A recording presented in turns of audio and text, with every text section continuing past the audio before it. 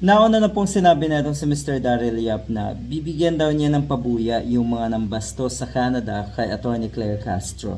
Yan ang kaisipan ng mga DDS. Yung para sa kanila, kahanga-hanga ang mga bastos, ang mga walang hiya, ang mga olats, ang mga bobo at ang mga demonyo.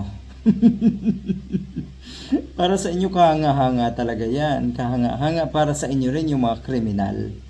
Yan ang totoo. Ang sinasabi ngayon na si Mr. Daryl Yap, ito, ang photocopy, spliced video, laway, sipon at marami pang kapalpakan daw ng grupo ng prosecution ang dumidikit sa publiko at ang mga bintang at pinira kay Inday ay hindi daw kumakapit. Grupo. Kapalpakan daw ng grupo. Talaga lang? So hindi ka talaga marunong tumingin kung alin yung palpak sa hindi. So talagang para sa iyo Mr. Daryl Yap, kahanga-hanga yung mga ginawa nung defense team. Kahanga-hanga yung nagbabasa ng script, kahanga-hanga yung halos hindi malaman kung anong sasabihin. Yun ang kahanga-hanga para sa iyo. Hindi na ito nakakapagtaka, natural. Dahil alam naman natin kung sino ang idolo nyo, si Sara Duterte at si Digong. Kahanga-hanga sila sa inyo dahil puro negatibo ang kanilang pinapakita sa publiko.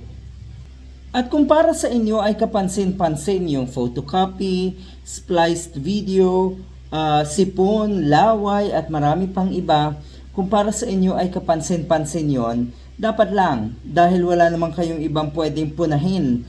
Lalo't yung kagalingan ng prosecution, hindi nyo kayang arokin at makita yung kagalingan nila.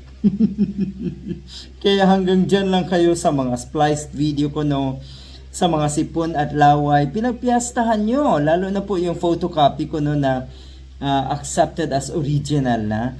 Ganyan kababaw ang kaisipan ninyo. Naakala nyo hanggang doon lang. Hindi nyo kayang arukin. Hindi nyo kayang tignang malalim kung ano ang ibig sabihin ng mga sinasabi halimbawa ng prosecution. Hindi nyo kaya yon. Hanggang dyan lang ang kaya nyo.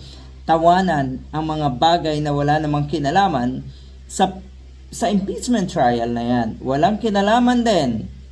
Lalo-lalo na sa pagkakakonvict.